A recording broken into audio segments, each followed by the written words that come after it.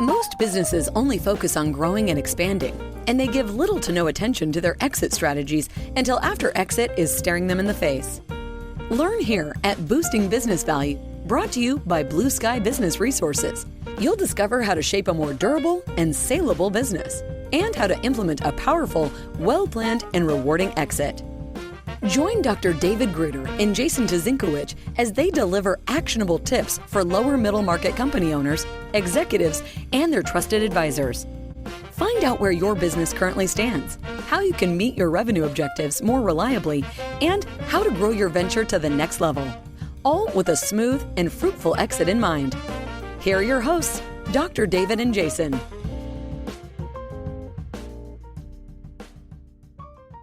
Well, welcome to this episode of Boosting Business Value.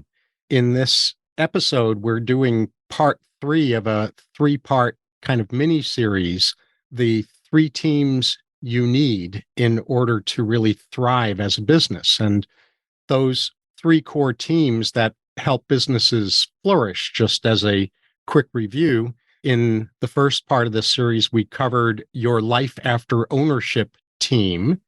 And then in the second part of this mini series, we covered your trusted advisors team. And in this episode, we're going to be exploring the big challenges that effective executive teams face and what to do about these. So for those of you who are new to this Boosting Business Value podcast, I'm David Gruder, the business lifecycle, exit planning, and post-acquisition psychologist for Blue Sky Business Resources. And with me, as always, is the illustrious and talented co-host, Jason Tuzinkewich, Blue Sky's Chief Operations Officer. Take it away, Jason. Hey, it's great to be with you again, Doctor. And for all those who are coming back, thanks for visiting us again.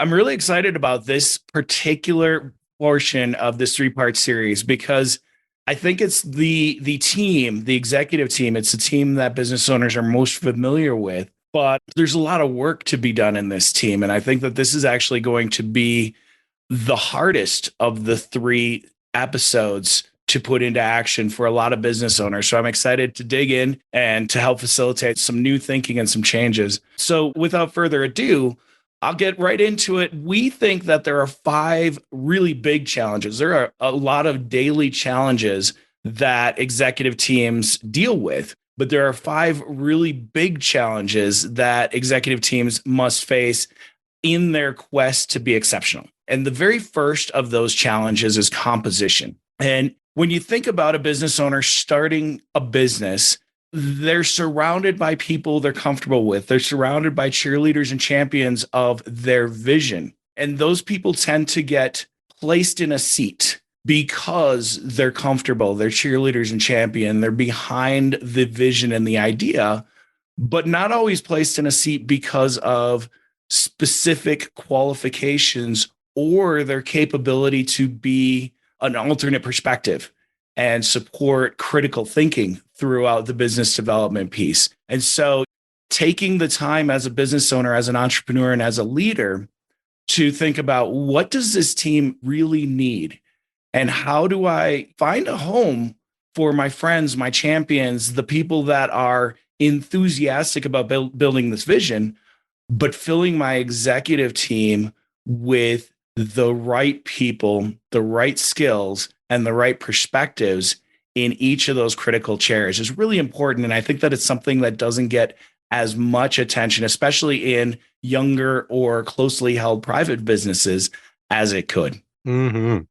Yeah, well said. My tag on to that is that one of the challenges that founders of businesses have is the tendency to surround themselves with people who think similarly to them. And a high-functioning executive team is composed of people who don't think alike. They are certainly unified in terms of vision and mission and all of those purpose-related things and values and things like that, but their perspectives and their temperaments are diverse. And that's challenging. And the other thing that's challenging for a business owner to surround themselves with executives who are smarter than they are in their areas of expertise. And so that kind of ties into challenge number 2, which in addition to the composition of your executive team, getting them in the right seat on the bus, the role matching dimension is the second challenge.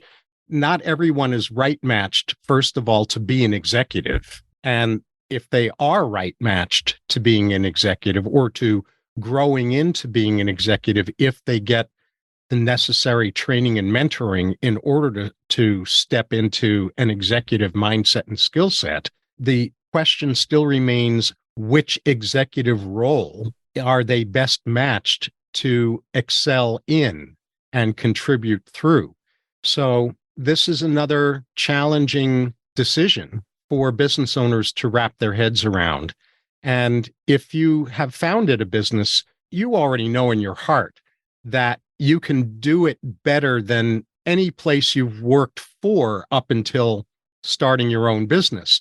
However, there are many ways to achieve your vision. And even though you can do a lot of things better than were done in your prior employment, it isn't going to help your business grow if you remain the chief cook and bottle washer, if you're trying to do everything that you can do well.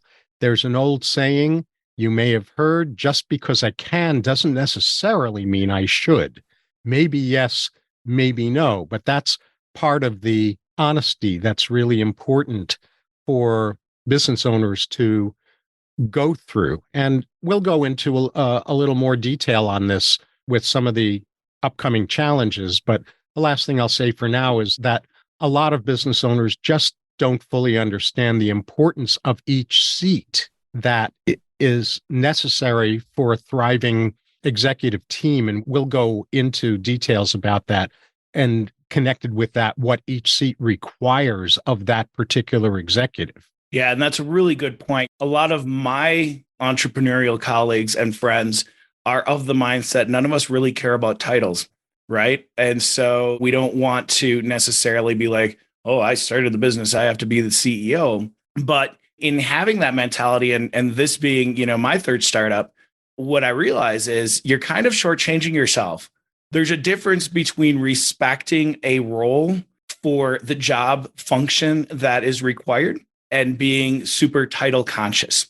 And all of these roles exist for a reason. And the key executive team is there's very specific expectations and requirements that the business has of the people that are fulfilling those roles. If you think about it, the CEO has to be the flag bearer of the vision. The CEO is required to be able to be looking 5-10 years into the future and questioning all the time, where are we headed and what can get in our way, and leading the rest of the team in that strategic vision standpoint and orchestrating the rest of the people around them to achieve it. And so, you think about that, the skills of a CEO, visionary for sure, great team facilitator for sure, and good at taking a lot of feedback from a lot of disparate sources and translating it into momentum.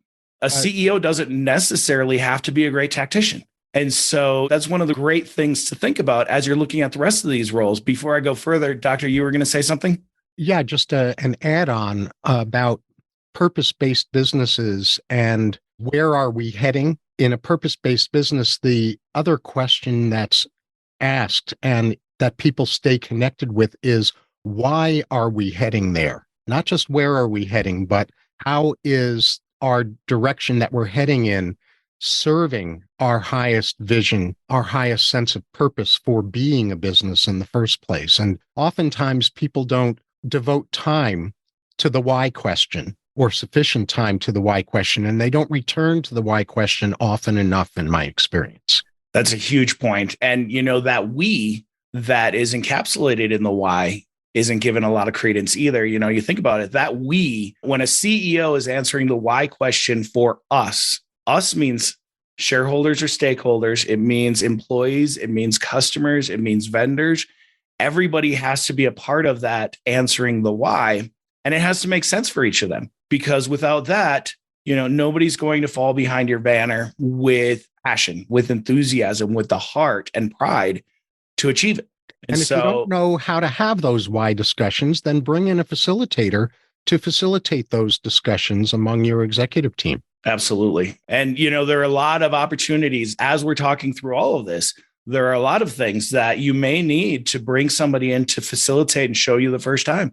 When later in the session, when we talk about strategy versus tactics, how to actually execute and how to guide tacticians and operators versus how to guide strategists, all of those things, some of these concepts, we're familiar with the words, but the actions may be very complex in some of the things we're talking about.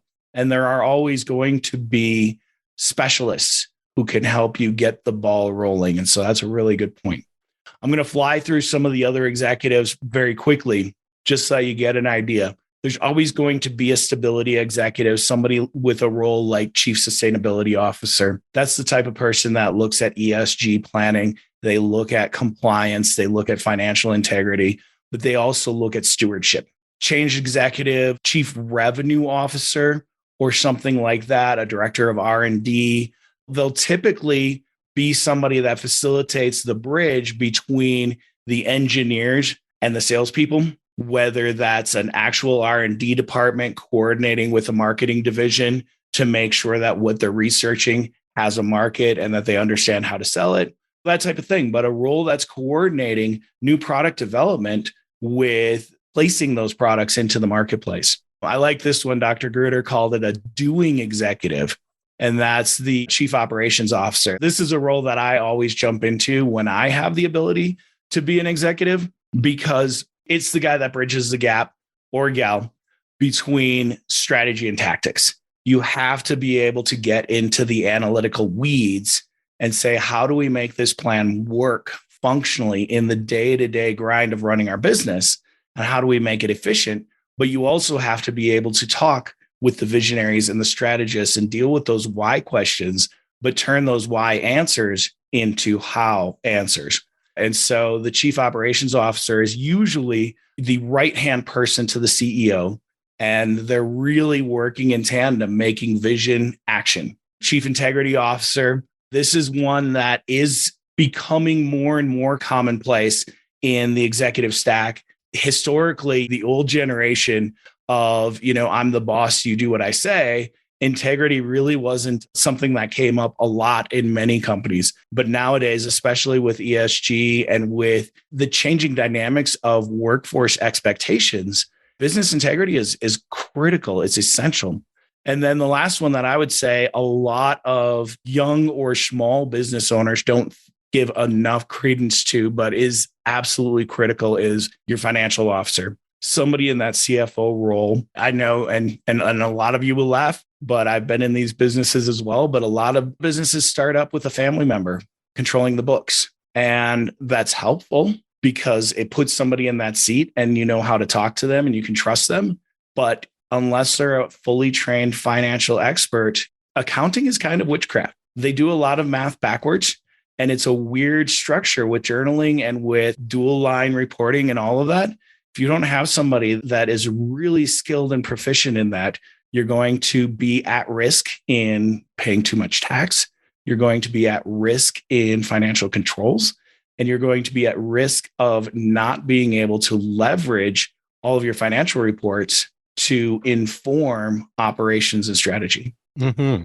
And want to expand on this a little bit, because the roles that you were just talking about, I think, are very important for executive teams and for owners to understand at a deeper level.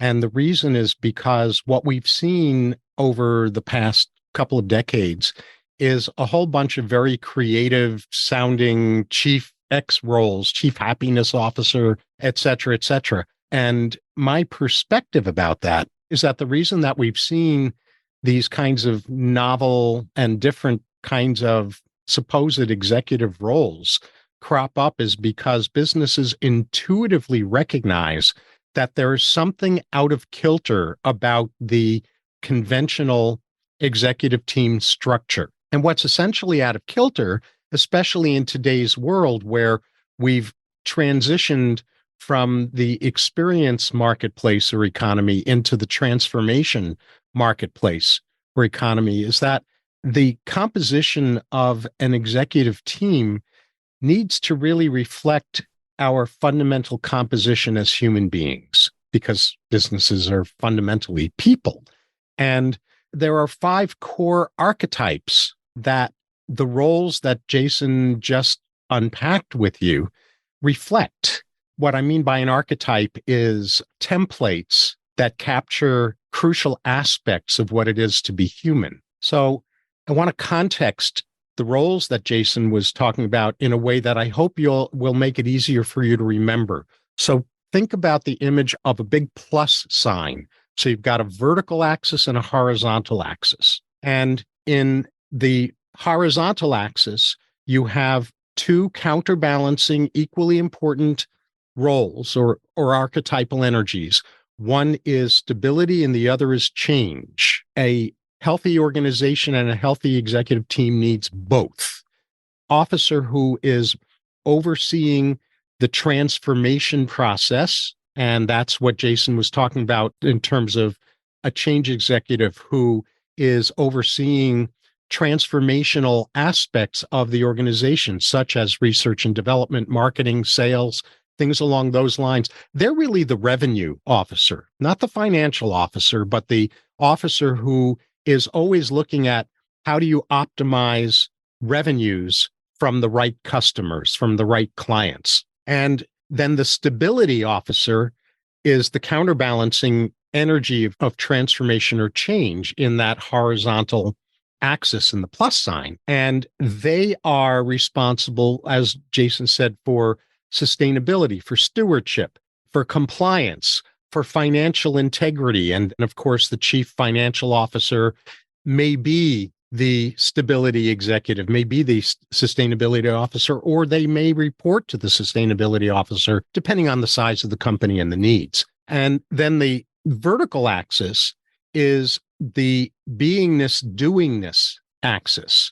Again, both absolutely crucial. The doingness, Jason covered, is the chief operations officer, translating the goals and intentions and strategy into tactical implementation.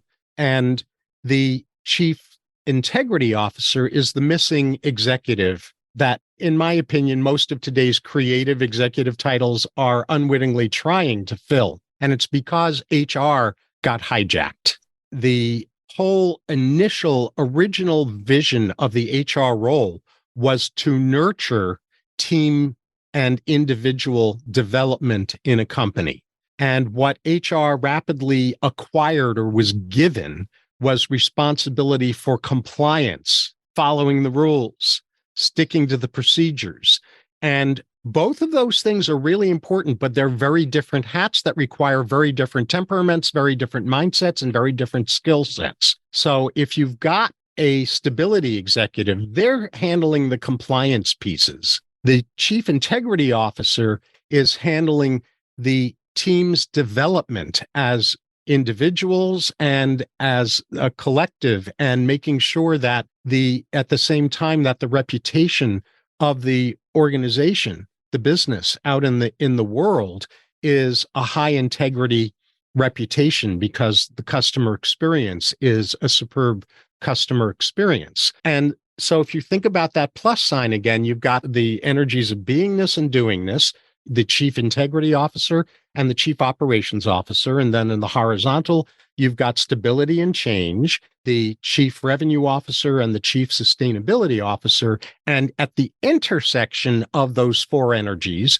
of humanness, beingness, doingness, stability, and change is the orchestrator, the CEO, the choice maker about how to utilize the energies of beingness, doingness, stability, and change on behalf of the higher vision and mission of the company. And if you understand this basic architecture of human beings and architect the design of your executive team around these 5 core archetypes of beingness, doingness, stability, change, and choice-making, decision-making, orchestrating, you will have a very tight executive team that covers all the bases that need to be covered, with all of the managers and other people reporting to each of those executives as is appropriate. I love the way you put that. That's beautiful. Thank you. And, at the end of the day, if you really think that you're going to hire better candidates by calling your chief marketing officer the master sensei to the sales ninjas,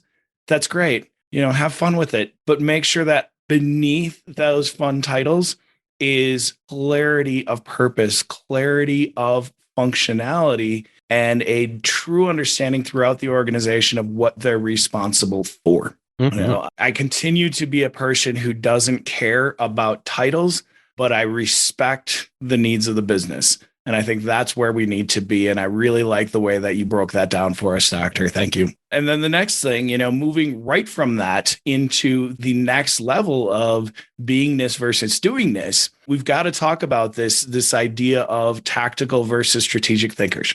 And to be clear, a lot of people that start their own business because they're extraordinary tacticians. And that's great. That's great that you can do functionally better than anybody you've worked with. And that's why you think you should do it yourself. But recognize, if you're a great tactician, recognize your tactical prowess and get yourself partnered with a strategist. And the thing that we're talking about here, this beingness versus doingness, strategy is the vision. Strategy is designing the sandbox in which you'll play and determining where you're headed, pointing the bus in the right direction, all these analogies. Tactics are actually turning those plans into action. And you need to have an executive team that is skilled in both. And there aren't a lot of individuals that are exceptional at both simultaneously. They take a different perspective. They take a different mindset. And if you are good at strategic planning, but you find yourself, like I do, getting into the weeds of the how does this happen, all of that energy that you spend thinking about the tactical elements of implementing a strategy are taking you away. They're bringing your attention down into the business and taking your attention away from looking above the business. And so myself, being a person who loves to dig into the weeds, I love to get an idea and then put my head down and tacticalize it. I just made that word up. But I need visionaries around me to help keep focused on that big picture. There always has to be somebody with their head up looking around. Mm-hmm. And just to underline that, it's not that strategy is superior to tactics or tactics are superior to strategy. They require each other. And where I've seen executive teams get gridlocked is when you have executives who are strategists trying to have conversations, strategic conversations with executives who are tacticians, or executives who are tacticians trying to have tactical conversations with executives who are strategists. In larger companies, I have come to advocate the separating out of a larger C-suite into a strategic suite, an S-suite, and a tactical suite, a T-suite, so that the strategists can talk amongst each other and then share, obviously, with the tacticians what they've come up with for the tacticians to translate into tactical decision-making, tactical planning, procedures, resources needed, et cetera, sequencing, et cetera, et cetera. And the tacticians need to be able to talk among each other and to then report back to the strategists about where the holes are, where the refinements need to be in the strategy, et cetera, et cetera. So there is definitely communication between the strategists and the tacticians, but I see gridlock happening over and over again when those two types of mindsets and roles are trying to have conversations with each other that aren't going to work. Like I said, that kind of conversation is a strategist talking to a tactician about strategy, or a tactician talking to a strategist about tactics. Yeah, and it's super critical when you start recognizing these two camps of experts and leaders within your executive team, and you start moving forward with letting them embrace their best capabilities within the organization. It's important to then, when you come together, agree on the outcomes. Because where this gridlock happens is the strategists want to be done when they have a strategic plan. And the tacticians want to be done when they can visualize how to implement that plan. And there's a feedback loop there, right? The strategists will come up with a plan they feel good about. The tacticians will take that and say, okay, let me work with it for a minute. They'll come back and they'll say, okay, here's what we've got. Here are where we're seeing the holes in it. And the strategists will say, okay, we can deal with those holes, but we don't like this thing tactically. And so when you're meeting together and when you're crossing that border, it's important to say, okay, is this an overview discussion where we're getting the first framework that the tacticians can then go develop a plan with? Are we presenting a tactical approach and getting feedback, or are we trying to finalize our go forward plan? And if you have those understandings of what type of conversation we're having, we can facilitate a lot more success. Very, very important. And I feel a need to emphasize one part of that, which is that the trap of the strategist is to wait too long to turn strategy over to tacticians. And the trap of the tactician is to try to move into tactical implementation before the strategy is clear. So this is where the collaboration between strategists and tacticians and the understanding of sequencing between those two functions is really important. Strategy precedes tactics. That doesn't make it more important than tactics. It's a sequencing issue. Two equally important things. Sequencing wise, strategy comes first, tactics comes second. And executive teams forget that. Yeah, and tacticians always want to just go. I mean, I'm guilty of that all the time. I'm like, I get the concept. Let's go. Sure. It's very human. Cool. So why don't you kick us off into challenge 5, and then we'll start building some success here, Doctor. Let's do that. So just as a quick review, the first challenge was composition of the executive team. The second was role matching, making sure that each person on the executive team is in their best role. The third challenge is architecture. How are you structuring the selected roles in the executive team? The fourth challenge is strategic versus tactical thinking. And the fifth and final challenge we wanted to illuminate around executive team development is constantly becoming who your business needs you to be. You know, the heart of executive development is that your business, if it continues to grow, if it continues to move forward, what your business is going to require of each of your executives is supposed to evolve. It's supposed to change. And sometimes there are executives that are brilliant with startups, for example, but they're not brilliant with scaling, and vice versa. There are some executives who are brilliant at scaling, but they're not really brilliant at startups, et cetera. Those are just a couple of examples of what I mean. And no harm, no shame, no fault, no blame. There are certain people who want to continuously grow and want to continuously become who the business needs their role to be as the business grows. That's fine if you have that temperament. If you don't, it's important to know when the business has outgrown your way of filling a particular role. And I think a really important warning story about that is the founder of Uber. So the founder of Uber clearly had a huge hand in developing Uber into a really large, viable, profitable business. And his mindset was a founder's mindset. It was an early stage CEO kind of mindset. And as Uber continued to grow, what it needed its CEO to be capable of doing exceeded what Uber's founder had either the capacity to do or the willingness to do. I don't know which of the two it was. It might have been a combination of both. But the bottom line was that the board finally said to Uber's founder, either expand, either become who Uber needs you as the CEO to be now in its development, or get out of the way. And when Uber's founder did not do that, not only did the board remove Uber's founder from the CEO role, the damage that the founder was doing, in the board's opinion, was significant enough because Uber had outgrown that founder's capacities that the board bought Uber's founder out and completely removed the founder from the business altogether. Didn't just remove him from the CEO role. So that's a warning story about how important it is to constantly become who your business needs you to be, or to recognize that it's time for you to get out of the way out of a particular role.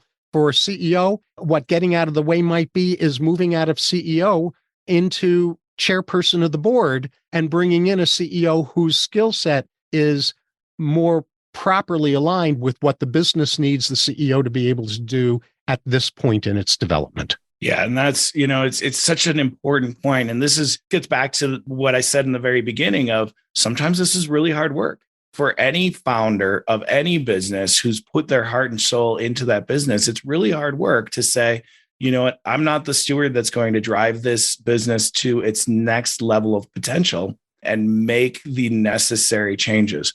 That is challenging work, but it's important work. And it's there are a lot, work, and it's something not to do in a vacuum. This is where advisors are very, very important, and facilitators and mentors. Yes. And a strong team, having a board you trust. The executive team isn't just the operational executives. There's always the advisory board that is part of this decision-making and understanding process. The trusted advisors team that we talked about last session are great voices, and they're close enough to the business that they understand what's going on, but they're arm's length enough that they can sometimes make less emotional assessments of how the team's doing. And so this leads us right into how do we take this information, which, I think for a lot of people, some of this information is new information, right? How do we take this and start translating it into success for our business? And I think that the first step is going to be something that you'll hear from me often. And that is get educated, get clear-eyed, and get a fact-based, operations-based understanding of where you're at. And there are assessment tools that can be utilized to do that. There are all of the stakeholders that we've talked about, the 3 teams that make your business successful over the long haul, as well as your board of directors that you can talk to. You can start taking in the voice of your employees, the voice of your customers, and voice of your vendors, but get as much information as you can, distill this information with your team, and get clear-eyed about, are we all, as leaders, the right people for the seats we're sitting in? Are we executing the demands, our role? And does some reshuffling need to be taken into account, or does some retraining need to be taken into account? When you make an assessment the very first time and you establish that baseline, if you're not performing at the level of need of your business, that doesn't mean you necessarily have to step away. If you can get there, if you can bring in a mentor, if you can bring in a coach, if you can educate yourself and get there, that's great. Let's do it. Sometimes it will mean, hey, I've been sitting in the CEO role forever, but I'm a lot more of a tactician. Maybe I should step to the COO role, just take a step aside and put a strategist into that CEO role, and let's see how much more our business can do. And so getting clear-eyed in that assessment is step 1 always. And step 2 is kind of implied or built into what you were saying, Jason, which is that doing that, getting that education, doing clear-eyed assessments, making really informed decisions about these things usually requires an external executive team development consultant. Yep. And if you don't even know where to look for that, you can always reach out to the doctor and I, but your trusted advisors will be another resource to find those people.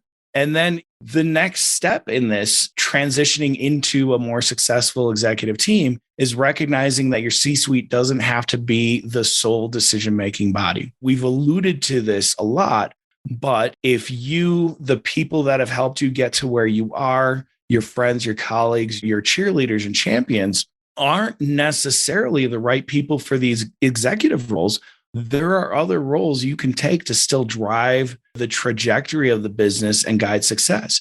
You may want to be more in an operational standpoint and take a management or a functional role in the business itself and leave all that obnoxious executiving work to people who enjoy it. Or you may want to take a seat on the board and guide from a little bit more of an arm's length. And even if you have a seat on the board, you could still be in operations, you could still be working, but just not sitting in that C-suite. And so understanding that there are all kinds of different roles within an organization where you as a founder or you as an executive can still guide and lead and have a voice, even if, when you take that clear-eyed look, you're like, right now, I'm not the best person for the CEO role. There are a ton of other roles that are equally important. Mm-hmm. Mm-hmm. Yes, indeed. And what you're really talking about is formula or an approach to not falling into the trap of management by crisis. We're really talking here about being proactive rather than reactive. And then the final piece of the roadmap in terms of looking for a solution is take to heart what we've illuminated in this episode about C-suite architecture. I really can't emphasize the importance of that strongly enough. I want to encourage you to re-listen to that segment, to what Jason described about the C-suite architecture roles and the archetypes that those roles correspond with. That plus sign is a visual to help anchor that clarity for you. Absolutely. And, as always, we like to leave you with a couple takeaways, the nuggets that we thought were the things we'd like you to carry with you after this episode. The first little nugget that sticks with me as we were putting this together is that, myself included, business owners and entrepreneurs, historically, we don't come across a lot of business owners who have taken the roles and the formation of their executive team super seriously. When I hear origin stories of, well, why'd you pick this person for COO? And it's like, well, he's been my right-hand man forever. He's my buddy. He was my first employee. And so he's sitting next to me. I'm the CEO. I founded the company, and my first employee is the COO, and he's doing whatever I say. That's great. And I love the loyalty. I love the respect that is inherent in how most smaller business, privately held companies put together their leadership structure, but a little bit more thought, a little bit more diligence in creating those executive teams and literally mean millions more dollars in your retirement and a lot more success and fun in the future of your business. Yeah, what you're describing is non-blood relative nepotism, and nepotism notoriously implodes a business. Yeah, indeed. Cool. Second takeaway, we've really emphasized this quite a bit in this episode already, so I'm just going to review this as a reminder or as underlining, which is don't assume that just because you founded your company that your role should be, even in the beginning, or if it was, that it should always remain being the CEO. This is a really hard pill for a lot of founders to swallow.